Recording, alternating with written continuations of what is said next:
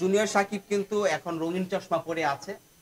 ভাই তুমি রঙিন চশমাটা খুলে ফেলো, বাস্তবতা এখনো অনেক কঠিন, যেটা তুমি এখনো মোকাবেলা করতে পারো না। তুমি মনে করেছো ফেস ভ্যালু আর মানুষের সেলফি তুললেই হয় না। এখানে তো বিজনেস করার জন্য আসছি, কারো পিছে লাগার জন্য না। তবু জুনিয়র সাকিবের জন্য একটাই কথা বলবো, সব সময় চিন্তা ভাবনা করে তুমি একটা কাজ করবা, কারণ জীবন কারোর জন্য থেমে থাকে না।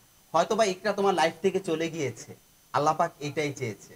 আর একটা জিনিস দেখবা, ইকরা তোমার জন্য পারফেক্ট না, যেন মহান রব্বুল আলামিন তোমার থেকে ইকরাকে সরাই দিছে।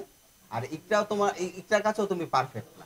আসলে জুনিয়র সাকিব কিন্তু এখন রঙিন চশমা পরে আছে।